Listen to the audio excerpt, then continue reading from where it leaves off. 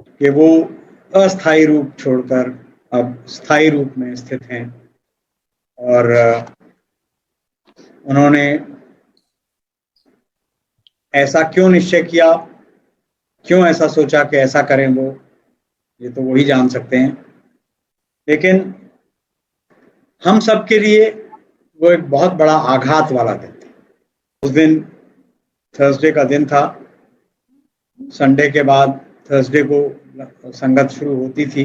एक अलग सी एक्साइटमेंट शुरू हो जाती थी कि आज गुरु जी के यहाँ जाएंगे, थोड़ा बहुत सेवा गुरु जी ने असाइन की थी वो करेंगे। तो मैं उस दिन रेडी होकर के ऑफिस जाने की तैयारी में था और मेरी आंटी रेडी होकर के मंदिर जाने की तैयारी में थी, बड़े मंदिर, क्योंकि वहां उनकी सेवा चल रही थी।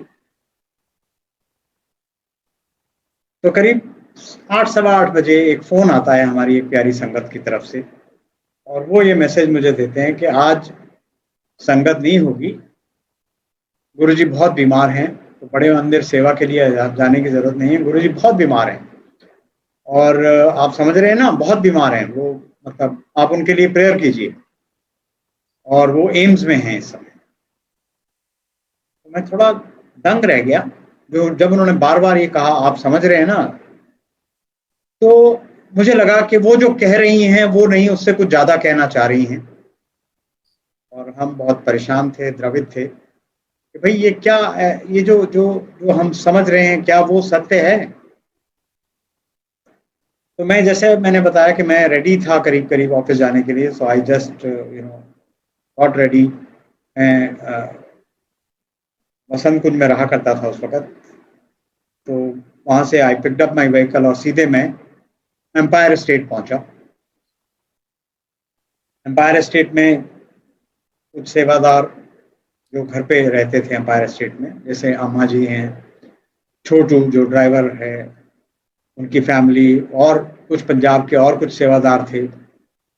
वो सब बैठे हुए और बड़े माथे पर हाथ रखे हुए, बहुत दुखी, कोई रो रहा है, कोई कुछ है। तो हम भी, मतलब मुझे उनको देख करके आभास हो गया, और मैं पंजाब के जो संगत आए हुए थे, मास्टर जी थे शायद, मास्टरनी जी थे, उनका चेहरा देखकर मतलब मैं समझ गया कि कुछ अनहोनी तो हो चुकी है ऑलरेडी। लेकिन कोई प्रत्यक्ष रूप में कह नहीं रहा, क्योंकि वहां से एम से कोई ऑफिशियल न्यूज भी नहीं दे रहे। तो मुझे उचित समझा, मैंने वहीं से अपनी व्हीकल उठाया और एम्स के लिए रवाना हो गया। एम्स पहुंचा। गुरुजी की कृपा ऐसी रही कि जिस ब्लॉक में वो एडमिटेड थे, मैं वो रास्ते की सारी बाधाएं लांघता हुआ उस जगह पहुंच गया। और वहां जो नज़ारा देखा, तो वो गुरुजी उस आईसीयू रूम में थे। Doctors were still trying doing something. संगत बहुत, सब लोग थे, विप्पी अंकल, सिंगला अंकल, और भी बहुत सारे, सुधा आंटी, सब, सबकी आंखें भरी हुई, सब परेशान, द्रवित कि भाई ये क्या हो गया। और कुछ देर बाद कृष्णा बहन जी पंजाब से, जलंधर से, और बापू जी पिंड से, और भी कुछ संगत के, पंजाब संगत के कई साथी, टीटू अंकल इत्यादि इत्यादि, कई लोग एक साथ वहां पहुंचे सब। क्योंकि गुरुजी रात से वहां, देर रात से, करीब 3 बजे का समय होगा, 2:30 पौने 3 बजे का समय, तब से वो वहां हॉस्पिटल में थे। उनको तकलीफ हो रही थी। उन्होंने, ब्रिगेडियर सैनी अंकल हैं, वो डॉक्टर थे, उनको भी कहा है कोई इंजेक्शन लाने के लिए। उनको नींद, वो उनको बहुत दर्द था, तकलीफ थी, और वो कुछ कह रहे थे कि मुझे कोई नींद का इंजेक्शन दे दो, कुछ दे दो। तो वो इस तरह की काफी मतलब शारीरिक कष्ट उनको चल रहा था। वो तो खैर उनकी लीला थी, जी अंकल को मालूम था, वो और किसी को नहीं मालूम था। बहुत से लोगों को, बहुत गिने चुने लोगों को ही मालूम रहा होगा कि वो चले जाएंगे जब 84 लाख जीवों का उद्धार कर लेंगे। तो वो तो जैसे कहा जाए कि गुरुजी ने तो तय कर ही रखा था, तो डॉक्टर्स के हाथ में तो क्या रहना था। डॉक्टर्स तो सिर्फ मतलब खाली हाथ पांव चला रहे थे। वो हाथ पांव चलाते हुए जब करीब 11 बजे के आसपास ये एक ऑफिशियल अनाउंसमेंट कर दी गई कि गुरुजी अब इस रूप में नहीं रहे। बिल्कुल हम टूट गए थे, द्रवित हो गए थे कि भाई क्या करें, कैसे, मतलब कैसे ये क्षति कैसे बर्दाश्त होगी हमसे, क्योंकि हम तो उनसे नेह लगा बैठे थे ना, उनके इस इनके इस शरीर से, इनके इस स्वरूप से हम नेह लगा बैठे थे। हमें कभी सोचा भी नहीं, स्वप्न में भी नहीं कभी ये सोच आई कि हम यहाँ होंगे और गुरुजी नहीं होंगे। हम तो ये सोच रहे थे चलो अब हमारा कल्याण निश्चित है, गुरुजी जैसे महापुरुष हमारे जीवन में है, हमें अब जब हम अंतिम यात्रा पर जाएंगे तो गुरुजी हमारे सहाय होंगे, गुरुजी हमारे को ब्लेस कर रहे होंगे। ब्लेस तो अभी भी करेंगे, लेकिन तब तक ये समझ नहीं आई थी मन में, ये हम नहीं जान पाए थे कि ऐसा कुछ हो। तो मैं जब वहां नीचे उतरा, गाड़ी में बैठा, चला, तो गाड़ी में मेरे एक कैसेट पड़ी थी, एक ही कैसेट थी। अक्सर से 5-6 कैसेट्स या कोई सीडी शब्द की और इस तरह की कोई ना कोई गाड़ी के डैशबोर्ड में रहती थी, लेकिन उस दिन एक ही शब्द था, और वो था कि जिंद मेरी मिट्टी दिए ढेरिए एक दिन चलना। तो ये गुरुजी का तरीका था मुझे बताने का कि भाई एक दिन जो इस शरीर में आया है उसने जाना है, चाहे वो गुरुजी ही क्यों ना हो, और हम सबको जाना है। तो खैर बड़े मंदिर पहुंचे, जो भी वहाँ तैयारियां करनी थी, साफ सफाई करा करके गुरुजी को वहाँ लाया जाना था, उनके अंतिम दर्शनों के लिए संगत ताकि आके दर्शन कर सके। तब तक सारी संगत में ये बात फैल चुकी थी, कुछ लोगों को नहीं भी पता था, तो वो रात को वो वहाँ पहुंचे एम्पायर स्टेट में संगत अटेंड करने के लिए, लेकिन तब वो सूचना मिल गई। तो 31 को और 1 को उनको वहीं उस रूप में रखा गया, और 2 तारीख को उनके शरीर को अग्नि दी गई। तो मेरा सौभाग्य रहा कि मैं उन दिनों सेवा में था, सेवारत था, मुझे ये सेवा का भी हिस्सेदार होने का मौका मिला। इसे मैं सौभाग्य समझता हूँ कि इन कंधों ने गुरुजी के उस शरीर को उठाए और संगत के साथ हम लाए, जहाँ आप समाधि है वहाँ पर उनको पेश किया गया शैया पर, और उसको अग्नि दी गई। मेरा सौभाग्य था कि मैं उनके चरण स्पर्श कर सकूं, चरण को दबा सकूं थोड़ी देर के लिए। मैं चरण पकड़े खड़ा रहा काफी देर। बिलीव मी संगत जी के उस दिन के चरण स्पर्श में और जो पहले कभी संगत के दौरान जब हम एम्पायर स्टेट में गुरुजी के चरण छूते थे, उसमें कोई अंतर नहीं। वो वैसे ही स्थिर, वैसे ही एकदम सख्त संगमरमर की तरह थे जैसे एम्पायर स्टेट में हुआ करते थे। वो उतने ही कोमल तब भी थे जितने कोमल वो एम्पायर स्टेट में कमल के फूल के समान हुआ। हम सवाल पे सवाल पूछे जा रहे हैं गुरुजी से मन ही मन में, गुरुजी ये क्यों किया, ये क्यों हुआ, अब क्या होगा हमारा, हम तो अनाथ हो गए। लेकिन गुरुजी ने जैसे जैसे समय बीतता रहा हमें ये पूरा संपूर्ण संरक्षण प्रदान किया, और हमें ये सांत्वना दी, हमें ये तसल्ली दी कि मैं कहीं नहीं हूं, मेरा सिर्फ रूप बदला है और मैं आपके समक्ष हूं।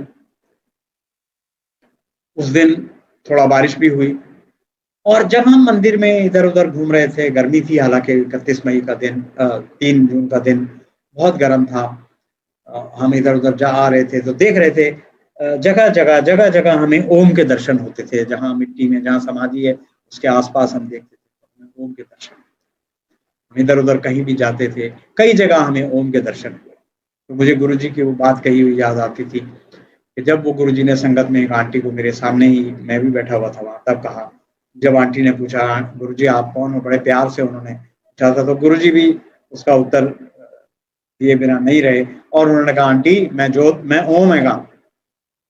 तो नहीं समझ में आया, ओम कैसे हो सकते हैं गुरुजी, गुरुजी तो मनुष्य रूप है, ओम कैसे कोई मनुष्य हो सकता है। फिर एक बार और संगत में हमने सुना गुरुजी कहते थे कि मैं जोत हूँ, जोत से आया हूँ, जोत में चला जाऊंगा। तब भी नहीं समझ में आती थी ये क्या, गुरुजी क्या कहना चाह रहे हैं। तो खैर संगत जी जैसे जैसे कुछ समय बीतता रहा, गुरुजी ने हमें संभाला और ये कहा, ये समझाया कि जो शरीर, जो देहधारी मनुष्य इस जीवन पर, इस धरती पर आया है, उसने जाना है, कोई भी हो। हम, वो पहले चले गए, वो तो अपनी इच्छा से चले गए। हमारा जब समय आएगा, जब हमें वो बुलाएंगे तो बुला लेंगे जिसको भी, किसी को। तो ये बात वो हमें अच्छे से समझा गए। अब मैं आता हूं 27 मई का जो सत्संग, जो गुरुजी के प्रेजेंस में लास्ट संगत हमने अटेंड करी, वो भी बड़ा एक विचित्र दिन था। उस दिन गुरुजी बहुत रोष में थे। हाँ, सारा समय नहीं, सब कुछ ठीक से शुरू हुआ, सब कुछ ठीक से चलता रहा। अचानक वहां देखा गया कि कुछ नेता लोग आए हैं, पॉलिटिशियंस। गुरुजी उनको सामाजिक मान देते थे, आगे बैठ जाते थे, वो कभी चरण दबाते थे कुछ। तो उनमें से कोई एक सज्जन गुरुजी से बात कर रहे थे, उन्होंने कुछ गलत बात कह दी होगी गुरुजी से कि गुरुजी ये नहीं करो तो वो नहीं करो। तो गुरुजी बहुत रुष्ट हो गए। बहुत देर तक हमने उनको रुष्ट देखा और वो बार बार ये कह रहे थे कि तुम मेरे दरबार में आकर के इस तरह की बातें मत करा करो। जाहिर सी बात है, पॉलिटिशियन है तो क्या बात करेंगे, यही करेंगे कि गुरुजी सारी जो ब्लेसिंग्स है आप मुझे दो, औरों को ना दो, फलाने को ना दो, उसको दो तो उसको ना दो। तो यही सब बातें चल रही होंगी, हमें नहीं पता क्या कहा। लेकिन गुरुजी बहुत रुष्ट हुए और वो डांट रहे थे उनको कि तुम मेरे दरबार में आकर के इस तरह की अनाप शनाप मत बातें करा करो। मैं यहाँ जगत का कल्याण करने आया हूँ, मैं सबका कल्याण करूंगा। मेरे दरबार में अगर डाकू भी आएगा तो वो भी कल्याण करा के जाएगा। ऐसे कड़े शब्दों में उन्होंने उनको समझाया। और फिर वो बार बार कुछ और बात बोले जा रहे थे और बीच बीच में कहते थे कि सामान 100 बरस का पलकी खबर। ये शब्द, ये फ्रेज उन्होंने उस 27 मई की संगत में कई बार यूज किया कि सामान 100 बरस का पलकी। तो खैर लंगर हुआ, सब शांत हो गए, गुरुजी भी सिंहासन में बैठे रहे, लंगर करके लोग विदा लेते गए, हम वहां बैठे रहे कुछ समय। और गुरुजी की कृपा रही कि उन्होंने इजाजत दी अपने वहां बैठने की। फिर कड़ा प्रसाद बना, फिर सबने छका।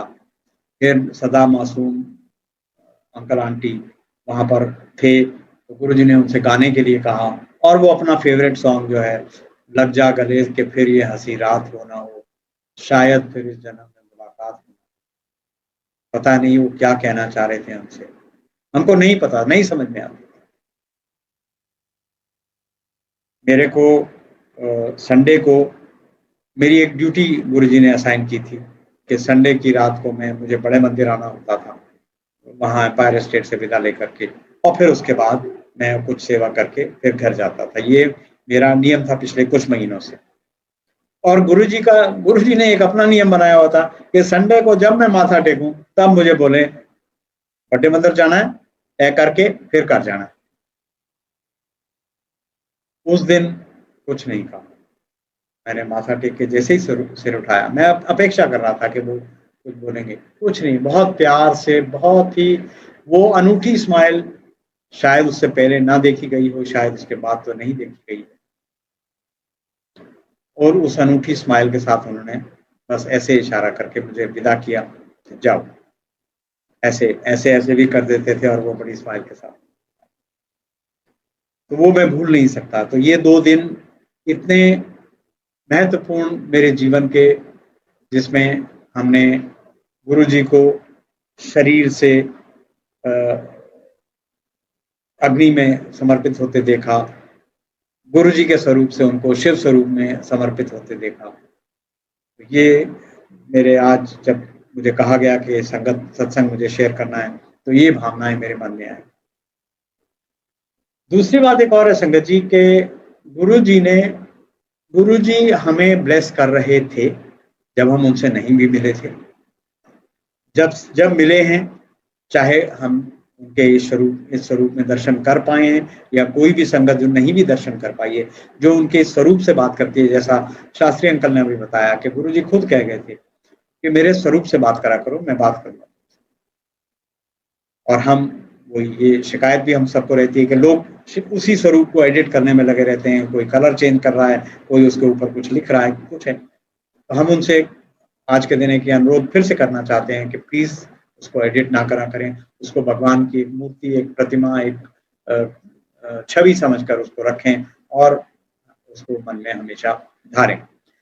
तो मैं यही कहना चाहता हूँ संगत जी कि गुरु जी हमारे पास, हम जब से नहीं जुड़े उनके साथ तब से हैं, और जब से जुड़े हैं तब से तो हैं ही हैं, और अब जब इस शरीर रूप में नहीं है तो दिव्य स्वरूप में वो हमारे साथ हैं, हमारा संरक्षण कर रहे हैं। जो कुछ हो रहा है वो गुरु जी ने प्रिडिक्ट किया हुआ है। गुरु जी, मेरा सौभाग्य रहा कि गुरु जी के जो संगत रही, मैं फरवरी 2000 में मुझे पहली बार उनके दर्शन का मौका मिला, और तब से लेकर के जो 27 मई की जो लास्ट संगत थी, उस दौरान में बीच में 2007 की, उस दौरान गुरु जी ने बहुत कम मेरे से वो संगत मिस कराई, मुझे अपने शरण में रखा, अपने सेवा में रखा। तो बड़ा सौभाग्यवान मानता हूं मैं अपने आप को। और उसके बाद जैसा मैंने बताया कि हम टूट चुके थे, लेकिन फिर भी गुरु जी ने धीरे धीरे संभाला, और हमको, हमारे को ऐसे क्लियर इंडिकेशन मिले कि ये देखो मैं हूँ, ये मैं कर रहा हूँ, ये तुम्हारे साथ मैं हूँ, ये तो ये।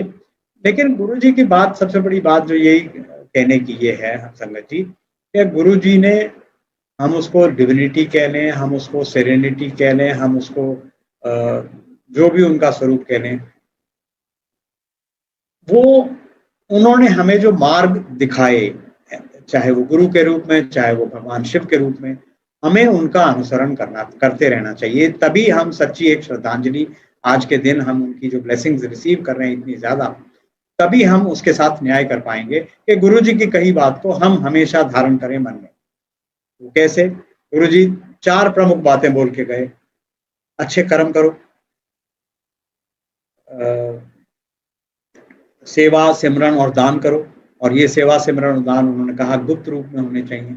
आप गुप्त करो, पाठ भी करना है तो मन में करो, अपने घर में हम जो भी जैसे भी मर्जी करें, लेकिन सोशल उसमें ऐसा नहीं कि हम माला फेरते दिखें, या दान कर दें, एक पंखा लगवा दें तो वहां लगा जाए कि सो ने ये पंखा लगवाया, तो वो इन चीजों को स्वीकृति नहीं देते थे। यही सबसे बड़ी हमारी श्रद्धांजलि गुरु जी के लिए यही होगी कि जो वो मार्ग हमें दिखा गए हैं, उस मार्ग से हटना नहीं है, उस मार्ग पर आगे चलते रहना है। हम भूलनहार हैं, हम भूल जाते हैं, हम कमजोर हैं, हम हट जाते हैं, लेकिन गुरु जी से यही अरदास करते रहना है कि गुरु जी आप हमें अपने शरण में हमेशा हमेशा रखो, और जो मार्ग आपने बताया है मैं उस पर चाहे धीरे, चाहे तेज, चाहे जैसे भी अमल करता रहूं। आप उसमें मेरी सहायता करो, आप वहां पकड़ के रखो मेरी, आप छोड़ो नहीं।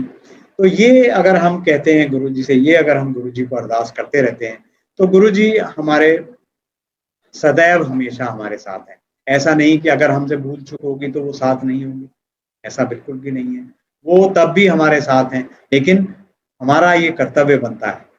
गुरु जी ने पूजा पाठ नियम को भी बहुत सिंपल, सरल बना दिया। वो तो कहते थे कभी भी कहीं भी सिमरन करो, कलयुग में नाम की महिमा है।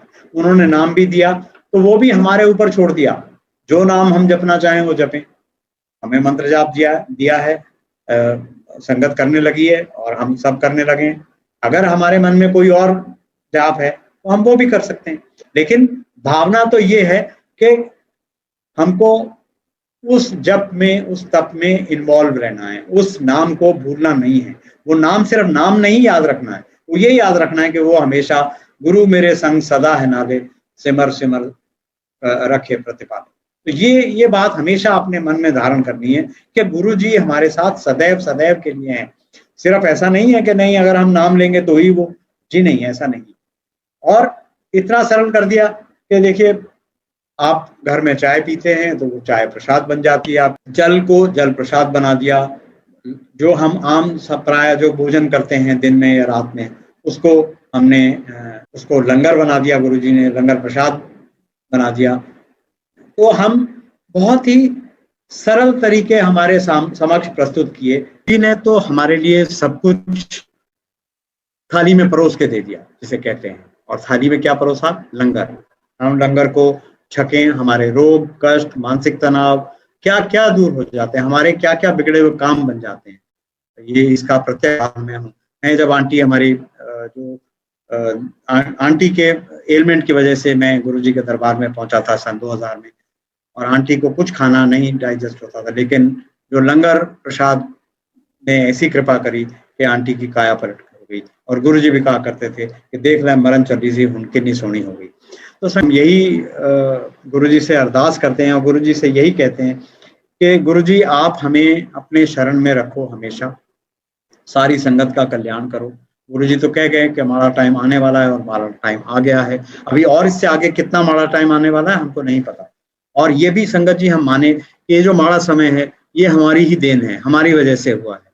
तो अगर हम अगर इससे बचना चाहते हैं तो हम गुरुजी के सिमरन में, मंत्र जाप में, शिव पुराण पढ़ने में, शब्द कीर्तन सुनने में अधिक से अधिक समय लगाएं। लोगों अगर किसी की सेवा हम कर सकते हैं तो वो सेवा करें, किसी के लिए हम दान पुण्य कर सकते हैं तो वो करें। ऐसा करने से हमें ये नहीं सोचना चाहिए कि हम किसी के लिए कर रहे हैं। ये जो जितनी भी ये क्रियाएं हैं ये सब हमारा भला करेंगी, हमारे लिए हमारे जो यमलोक का मार्ग जो है वो प्रशस्त करती हैं। तो इसलिए गुरुजी ने जो कुछ भी दिया, देखिए शिव पुराण में आज ही मैं पढ़ रहा था कि वो गुरुजी जो है, शिव जी जो है वो एक ही हैं, महाशिव सदाशिव। गुरुजी भी कहा करते थे मैं सदाशिव हूँ, मैं महाशिव हूँ, सबसे ऊपर। गुरुजी कहते थे कि शिव जी ने तो 2 ब्याह कीते, मैं तो कीता नहीं। तो वो यही है कि वो जो एक शिव है वो कामना रहित है, लेकिन वो हम सबकी कामनाओं की पूर्ति करते हैं। हमारे मन में जो भी इच्छाएं चल रही है, हमारे को कुछ अच्छा पहनने को पसंद है तो वो उसकी कामना पूरी करते हैं। हमें हमारे घर में कोई सन डॉटर नहीं है, बच्चा नहीं है, ग्रैंड सन नहीं है, तो वो उसकी भी कामना पूरी करते हैं। जहाँ तक मैं अपने निजी व्यक्तिगत रूप से बताऊं कि उन्होंने मेरी आंटी का हेल्थ का कल्याण किया, उन्होंने मेरे हेल्थ के इश्यूज कई बार ट्रीट किए, मेरे बच्चों की एजुकेशन से लेकर के मैरिज, और फिर अभी 2-3 साल पहले उन्होंने एक बहुत सुंदर ग्रैंडसन हमको बहुत प्यारा सा दिया। तो कहने का ये है कि दुनिया की कोई ऐसी चीज नहीं है जो उनके लिए अदेय है। वो इसलिए नहीं कहते थे मांगो मत कि भाई वो दे नहीं सकते, वो तो सब कुछ दे सकते हैं, लेकिन जो मांगी हुई वस्तु है, जो कही हुई वस्तु है, वो क्या हमारे सही काम आएगी या नहीं आएगी, इसलिए वो मना करते थे। हमने देखा है शिव पुराण जब हम पढ़ते हैं, असुरों ने क्या क्या मांगा भगवान ब्रह्मा जी से, विष्णु जी से, शिव जी से, लेकिन क्या हुआ, सब व्यर्थ हो गया। अंत तो गत्वा अल्टीमेटली उन्होंने अपने ऊपर इतना भारी सुरक्षा कवच बना दिया कि वो स्मार्टनेस दिखाई नहीं, लेकिन उस स्मार्टनेस को भगवान ने अपनी स्मार्टनेस से भेज दिया, उसको तीर दिया। तो इसीलिए गुरुजी बार बार कहते थे कि मंगो नहीं मनो, सिर्फ मानने से ही सब कुछ मिल जाता है, तो मांगने की जरूरत कहाँ है। सबसे बड़ी बात तो ये है कि जब हम कहते हैं कि हम गुरुजी हम आपके बच्चे हैं, हम आपसे कनेक्टेड हैं, और उनका पिता का कर्तव्य है कि वो हमें जेब खर्च भी देगा, अगर हमें चोट लग जाएगी तो हमें उठा के मरहम पट्टी भी कराएगा।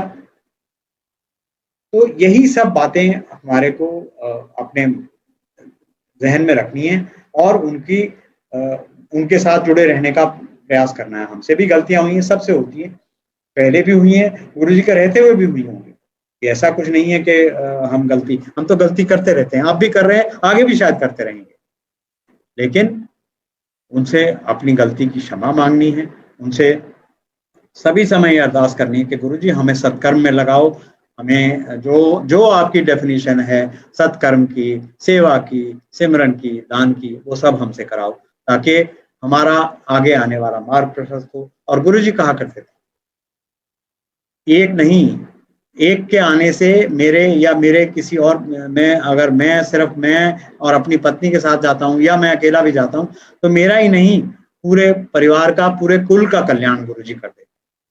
तो ये शिव पुराण में भी हमें बार बार बात बताई जाती है।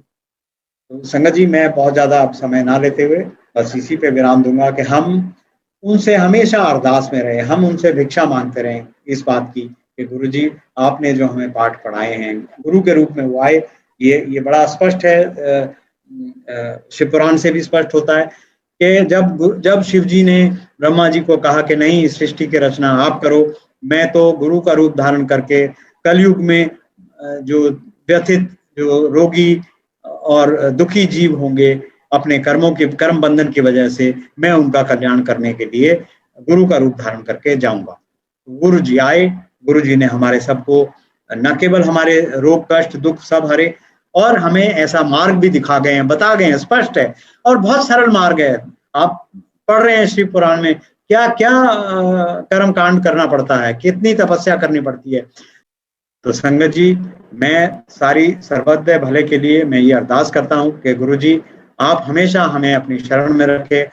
सब संगत के लिए मेरी अरदास है, गुरु जी आप हमारे अपराध क्षमा करें, आप हमें अपनी शरण में हमेशा रखें, अपना बनाए रखें, ताकि हम विचलित ना हों और भटके ना।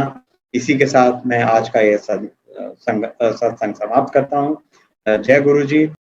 हमारा चंडीगढ़ 17 सेक्टर में बॉम्बे के ग्रुप के नाम से हमारे शोरूम्स हैं। हमारे समहाउ हमें बहुत सारे फाइनेंशियल लॉसेस हो गए। ये 1990 की बात है। तो हमारे एडजॉइनिंग जो शॉपकीपर थे उन्होंने हमें बताया कि ऐसे ऐसे आप जलंधर जाएं, वहां पे गुरुजी हैं, तो वो आपको वहां पे जो संगत आती है उनको, वो जिसको शुगर की भी प्रॉब्लम है तो ऐसे मीठा खिलाते हैं, जलेबियां खिलाते हैं, तो उसकी जो शुगर है परमानेंट खत्म हो जाती है। तो संगत जी सुनने में तो ये बड़ा उस टाइम अजीब लगा था, पर हमें लॉसेस इतने ज्यादा हो चुके थे, जॉइंट फैमिली थी, तो हमने कहा चलो एक बार हम चले जाते हैं, जलंधर जाते हैं। उससे पहले संगत जी हमने किसी को भी जैसे जाते थे, जैसे लोग पंडित वगैरह के जाते हैं, वो कहते जी आपके काल सर्प योग है, कोई कहे जी आपके ग्रह बहुत खराब हैं, जितने भी घर में हैं फोटोज वगैरह भगवान की सारी बाहर निकाल दें क्योंकि आपके ग्रह बहुत खराब हैं। तो संगत जी मैंने कहा हमने अपनी लाइफ में ऐसे तो कुछ किया नहीं, बट कोई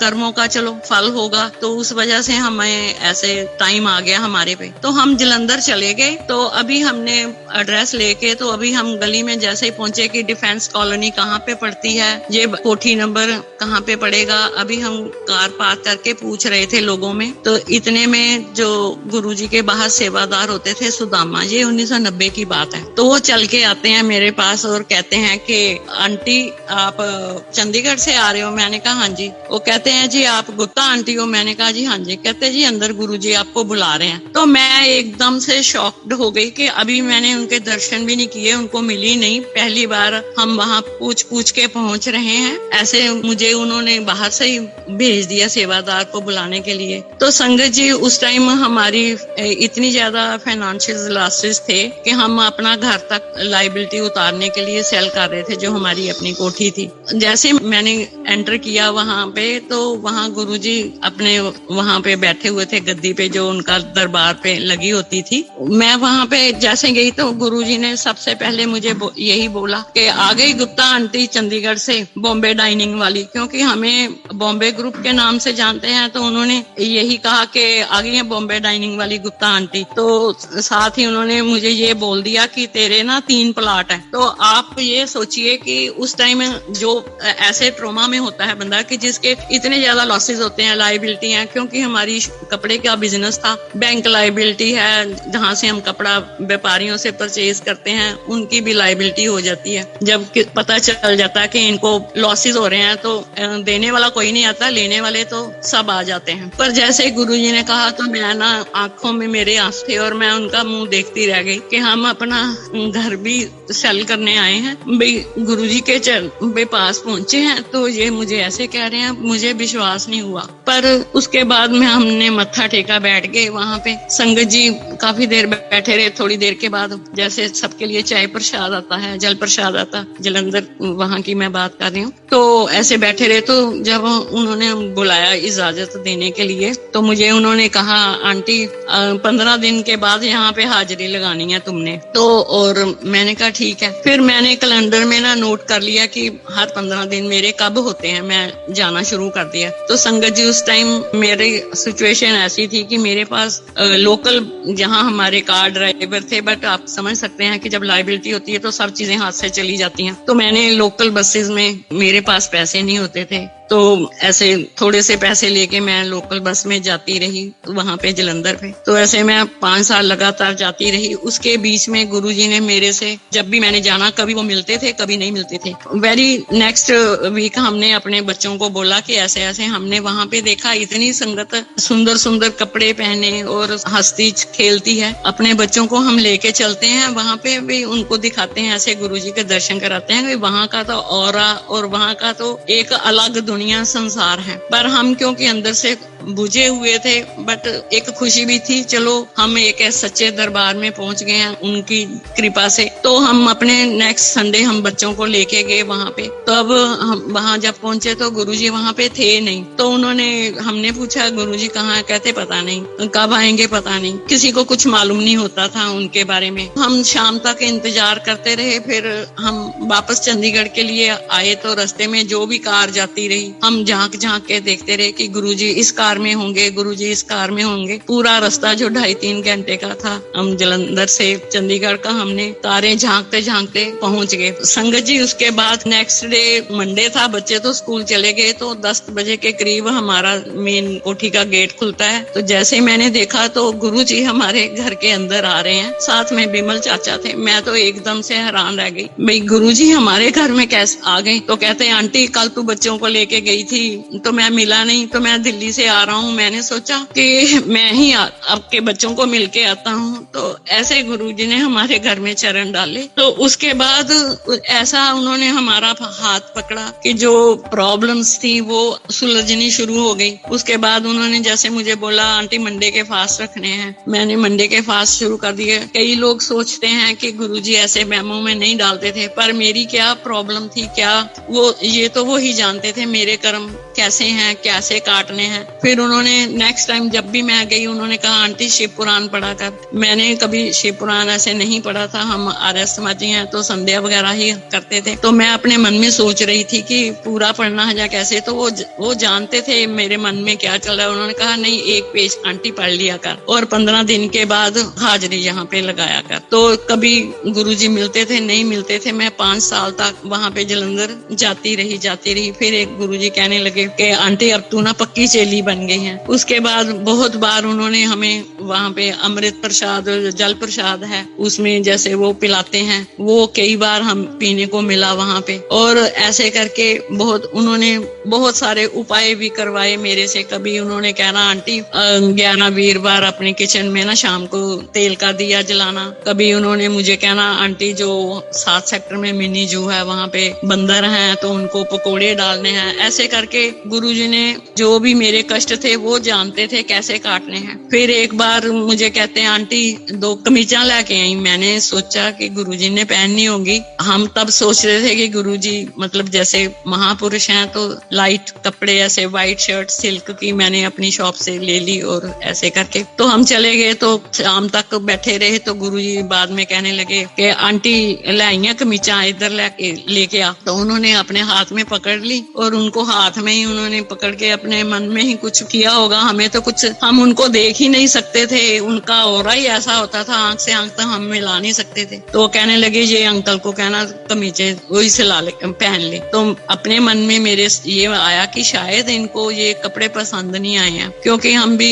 जैसे जुड़े थे, नए नए थे। उसके बाद संगत जी ऐसे हुआ कि जैसे हम वापस आए तो जो हमारे कपड़े के व्यापारी थे उन्होंने हमें फोन करके कहना शुरू कर दिया कि हम आपकी प्रॉब्लम को समझते हैं, जैसे आपकी सहूलत है उस हिसाब से आप हमारे साथ कोऑपरेट कर लें, जैसे भी आपको ठीक लगता है कि इतने सालों से हम आपके साथ व्यापार कर रहे हैं। उसके बाद संगत जी एक बहुत टाइम के बाद मैं गई तो ऐसे मैं बैठी थी गुरुजी के पास। तो गुरुजी ने कहा आंटी ये पर्स तेरा बड़ा सुंदर है। उन्होंने हाथ में पकड़ लिया तो उसको 2-3 बार उन्होंने खोला, उसको जिप को जैसे लॉक किया, खोला तो मुझे वापस दे दिया। मैं कुछ नहीं समझ पाई क्योंकि उनकी लीला को तो कोई नहीं जानता था। तो जैसे ही मैं घर आई तो जो हमारे बैंक का जो लोन वगैरह हमने देने थे वो कहते हैं हम आपके साथ एडजस्टमेंट कर लेते हैं, इतने जैसे भी मतलब सेटल कर लेते हैं। तो ऐसे उन्होंने हमारे पे कृपा करते रहे बहुत। उन्होंने मतलब जैसे मेरे हस्बैंड है अंकल, उनको ये था कि जिस आदमी ने सारी उम्र काम किया हो तो एकदम से इतना लाइबिलिटी आ जाए देने के लॉसेस की, जैसे नियर अबाउट उस टाइम पे 4 करोड़ की लाइबिलिटी थी। फिर उन्होंने ये कहा कि आंटी हल्दी लेके आना, वो गट्ठे होती हैं हल्दी, कच्ची हल्दी की, ऐसे अंदाजे से बोल देते थे हाथ से कि इतनी के लेके आना। फिर उन्होंने मुझसे ये कहने लगे कि अंकल को कहना ये अपनी जहाँ पॉकेट होती है मेन हार्ट के बाहर जो, उस जेब में डालने और शाम को निकाल लेना, अगले दिन लेक में डाल आना, फिर ऐसे करके। तो मतलब इस तरह से उन्होंने हमारा क्या क्या कल्याण किया, हमारा हाथ पकड़ा, कैसे उन्होंने हमारी जो प्रॉब्लम्स है उनको खत्म किया, कैसे लोगों के साथ मतलब हमारा कंप्रोमाइज हो गया उनकी कृपा से। उसके बाद अब हमने था कि शॉप में माल डालने के लिए पैसे तो है नहीं है, कैसे करें। फिर एक दिन वो ऐसे गुरुजी शॉप पे आ गए, मेरे हस्बैंड को वहां पे अंकल को मिले, वहां पे उन्होंने ऐसे बैठे थोड़ी घंटा 2 घंटे। अगले दिन फिर जब मैं जलंधर गई तो कहने लगे आंटी जो उनके गुरुजी के बाल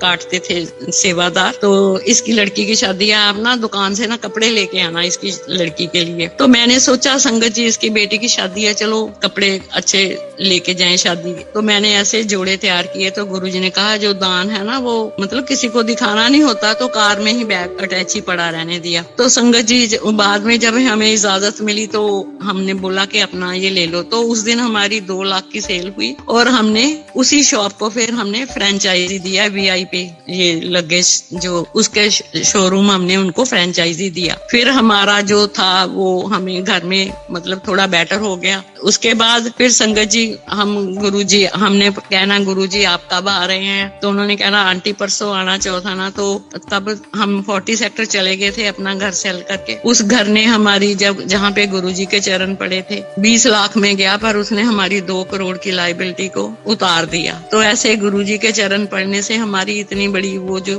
प्रॉब्लम थी खत्म हो गई। फिर हम 40 सेक्टर चले गए, वहाँ 39 में ताया जी और विमल चाचा जी वहाँ रहते थे। हमने उनके घर रात को चक्कर लगाते रहना कि गुरुजी यहाँ आए होंगे, गुरुजी ने कहा था आना है। कई बार वहाँ पे गुरुजी मिल जाते थे और वो कहते थे अब तो आंटी मेरा खेड़ा छोड़ दो, जैसे वो पंजाबी में बोलते हैं। पर वो उनका एक ऑरा और उनकी एक खिंच ऐसी थी कि वो नशा एक ऐसा था कि उनको हम नहीं छोड़ सकते थे। उसके बाद वो 33 सेक्टर में आ गए चंडीगढ़ में, वहाँ हम जाते रहे। फिर जैसे होना कि संगत जी चलो जी वहाँ पे चलना है गुरुजी के साथ, गुरुजी ने के साथ हम कभी बठिंडा कभी रात को जाते रहे। ऐसे करके गुरुजी के साथ हमारा एक परिवार बनता गया। आगे संगत और मिलती गई अच्छी प्यारी। फिर हमारी जो एक था मन में कि हम जो जिसको बोलते हैं दुखी रहते हैं, तो उस सोच में फर्क पड़ गया, दुख को सहने की शक्ति मिल गई क्योंकि गुरुजी का हमारे सिर पे हाथ था। तो ऐसे करके गुरुजी के साथ हम उदयपुर तक गए, सारी संगत के साथ गए। वहां पे भी गुरुजी ने सारी संगत को भी ब्लेस किया। तो हम जैसे आए हैं फिर गुरुजी यहाँ चंडीगढ़ में आए 2 सेक्टर में आहूजा अंकल के यहाँ, वहाँ हम डेली वहाँ 2 साल के करीब रहे। हमने डेली 5 बजे फिर हम यहाँ पंचकुला शिफ्ट हो गए। तो वहाँ डेली हमने 16 सेक्टर से जाना गुरुजी के पास पैदल चल के 2 सेक्टर, क्योंकि उनको मिलने की इतनी वो होती थी, एक नशा होता था कि रोज हमने 5 बजे पैदल शूज पहनने और गुरुजी का जब तक दरबार खुलता तो 6 बजे हम उनके वहाँ पहुंच जाते थे। और रात को 2 बजे 1 बजे हम तो चलो लंगर किया गुरुजी के पास बैठ जाते थे, लेकिन बच्चे हैं वो सेवा में लगे होते थे, तो जब उनको इजाजत मिलती थी तभी आए। तो वहाँ संगत जी हम 2 बार वहाँ गुरुजी के पास सचखंड का प्रसाद आया, इतना बड़ा कि हम इमेजिन नहीं कर सकते कि लड्डू था बहुत बड़े साइज का जो उनके हाथ में आया। तो उन्होंने सारी संगत को थोड़ा जैसे भी बांटा, लाइन से हम खड़े थे। और संगत जी वो ऐसा था, उसका एक जो दाना था बूंदी का, जो लड्डू का जो हमें मिला वो हमने खाया कि जैसे पूरा अमृत किसी ने घोल के, कितने फूलों की फ्रेग्रेंस होगी हमारे अंदर जा रही है। और एक ही दाना हमने जैसे खाया तो लगा कि अंदर तक हम खुशबू जो गुरुजी के पास से आती थी वैसी खुशबू उसमें थी। तो हमने उसको संभाल के रख लिया कि बच्चे जब कोई एग्जाम्स वगैरह देने आते हैं तो उनके लिए रख लें। तो संगत जी 3 महीने तक हमने उसको रैप करके रखा, वो एज इट इज फ्रेश रहा, उसका कोई घी नहीं किसी चीज को लगा, लेकिन वो हर टाइम फ्रेश रहता था। और वैसे ही फ्रेग्रेंस थी कि बच्चे एग्जाम देने जा रहे हैं, जब मेरे हस्बैंड ऐसे कोई डील पे जा रहे हैं तो चलो गुरुजी की ब्लेसिंग्स साथ में जाएं। उसके बाद डेली जाना हो गया वहां पे। 2 साल गुरुजी रहे। फिर उसके बाद कभी वो जनरल दपिंदर हैं 12 सेक्टर में, उनके वहां चले जाते थे। फिर उसके बाद गुरुजी डेली हम जैसे जाते थे तो बहुत ही आनंद आता था, बहुत अच्छा लगता था। कभी डॉली गुलेरिया हमारे पास होती थी, गुरुजी कहते थे चलो आंटी कुछ लिखो और कुछ सुनाओ। तो ऐसे करके उन्होंने बहुत सारे गुरुजी के लिए वो लिखे, भजन शब्द लिखे, और जो कि बहुत कहीं भी जाते थे तो वो चलते रहते थे उनके। तो ऐसे करके उनको भी और संगत जितनी भी थी सबको गुरुजी ने बहुत ब्लेस किया। उसके बाद गुरुजी एम्पायर स्टेट चले गए, तो फिर हमारा गुरुजी को मिलने का वहाँ एम्पायर स्टेट जाना शुरू हो गया, महीने में एक बार ऐसे करके। तो संगत जी अभी हमारा फ्रेंचाइजी तो हो गया था, बट मेरी 2 बेटियां हैं और 1 बेटा छोटा, लेकिन वो ग्रोन अप हो चुकी थी। लेकिन हम शादी के लिए सोच नहीं सकते थे कि कैसे हम इनके लिए करें। तब जब हम एम्पायर स्टेट गए एक बार, ये 98 की बात है, तो गुरुजी ने वहां पे एक दिन ऐसे ही हम दर्शन के लिए गए तो कहते आंटी रात के 12 बजे होंगे, हमने लंगर खा लिया और उनके पास बैठे थे, इजाजत नहीं मिली थी अभी आने की। तो जब वो अपनी उनकी किचन में से उनके लिए प्रसाद आया तो उसमें से उन्होंने बोला आंटी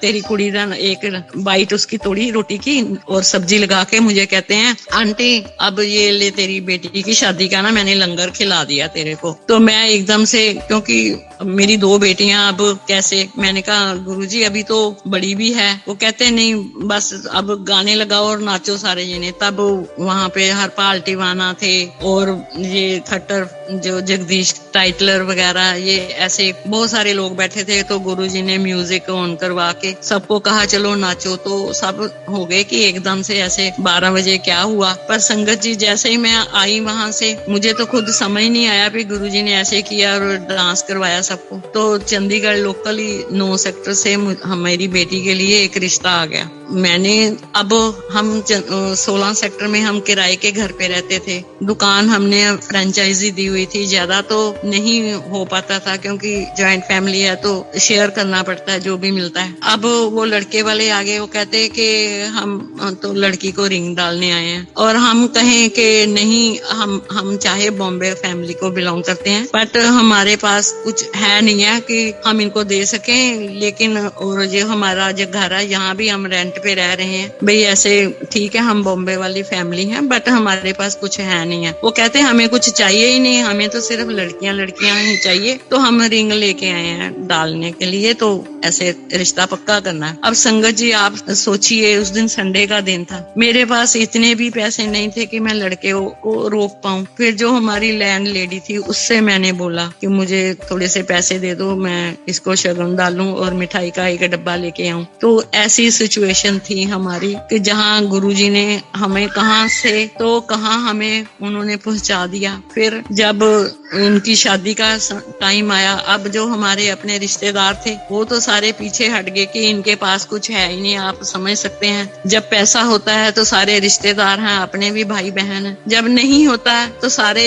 दूर हट जाते हैं। पर एक गुरुजी की संगत थी जिसने हमारा इतना साथ दिया, गुरुजी की कृपा से। जब शादी फिक्स हो गई, बारात आ गई, और मैं और मेरे हस्बैंड एक दूसरे का मुंह देखें कि बारात आ गई है, ना कुछ देने के लिए ना कुछ करने के लिए, तो हम बार बार कहें कि उनको अभी रोक लो, कहे जी 8 बजे हैं पहुंच गई हैं। तो संगत जी जैसे शहर से ही लोग थे, वो जो महाजन टेंट वाले, वो कहते जी कितनी बारात है बताओ, कैसा टेंट लगाना, हम लगा रहे हैं। फिर उस टाइम पे उसका वो बड़ा मशहूर था एक कैटरर, वो आ गया, वो कहने लगा कि नहीं जी कितनी बारात का खाना क्या क्या बनाना है हम कर लेंगे, बाद में कर लेंगे। और सारी गुरुजी की संगत जो भी गुरुजी के कृपा से सारी वहां पे पहुंच गई। चोपड़ा अंकल और बिमल अंकल और नवराज और ताया जी, जनरल, जितने भी गुरुजी ने जैसे कहा था जरूर जाना, तो सारी गुरुजी की संगत आ गई उनको वेलकम करने के लिए। और मैं और मेरे हस्बैंड हम दोनों एक दूसरे का मुंह देख रहे हैं कि कैसे होगा। हमारे जिसको नहीं भी जानते थे वो भी हमारे हाथ में एक लिफाफा पकड़ा गया कि कोई बात नहीं, आंटी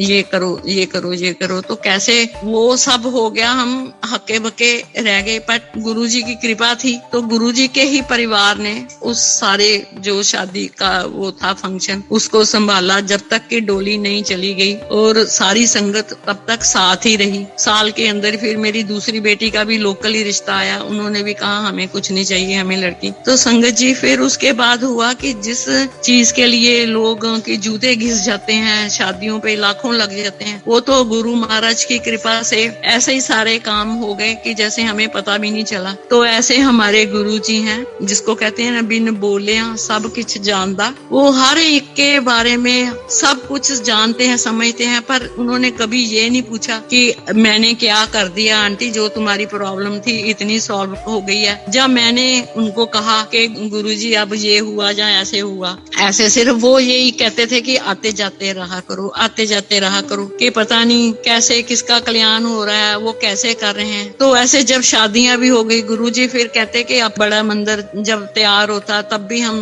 गुरुजी के साथ वहां जाते रहे, जब कंस्ट्रक्शन चल रही थी, शुरू हुआ था। फिर जब तैयार भी हो गया, गुरुजी का बर्थडे वहां सेलिब्रेट हुआ, तो गुरुजी ने अपने हाथ से सबको वो अपनी जो एक छोटे साइज में जो सब रूप थे वो डिस्ट्रीब्यूट किए। तो अभी तक वो उनको हमने संभाल के अपने अलमारी में रखा हुआ है कि वो गुरुजी के अपने हाथ से दिए हुए हैं। तो संगत जी ऐसे करके हमारा कनेक्शन चलता रहा। फिर बीच में ऐसा समय आ गया कि हमारा आना जाना कम हो गया, क्योंकि थोड़ी ये हो जाती है कि गुरुजी दूर चले गए। वो कहते थे अब मैं दिल्ली चला गया तो मैं कम आया करूंगा चंडीगढ़, तो जैसे लिंक सा टूट गया। पर मन में होता था कि हम गुरुजी के कैसे मिले। हमें लगा कि जैसे साईं बाबा हैं और उनकी और गुरुजी की जो सिमिलरिटी है, जैसे कि वो कोई भेदभाव नहीं है, कोई खाने पीने की वो नहीं है, कोई नीला नहीं पहनना पीला, ऐसे कुछ नहीं है। तो हम साईं मंदिर जो चंडीगढ़ 29 में वहां जाने शुरू हो गए, क्योंकि उनमें हमें गुरुजी दिखते थे। तो ऐसे करके बीच में हमारा लिंक थोड़ा सा टूट गया दिल्ली आने जाने का। अब रिसेंटली गुरुजी का बर्थडे तो हम हर साल मनाते थे कि 7 जुलाई को होता है। अब हम अपनी शॉप पे दोबारा से उनकी कृपा से, अब देखो तब उन्होंने कहा था जब हम अपना घर सेल कर रहे थे, तो आंटी जाते ही मुझे कहा आंटी तेरे 3 प्लाट हैं। अब उनकी कही हुई वाणी अब वैसे के वैसे जहाँ से हम चले थे वहीं उन्होंने हमें पहुंचा दिया। गुरुजी की कृपा इतनी है कि जैसा सोचते हैं वैसे ही हमारा अब हो गया।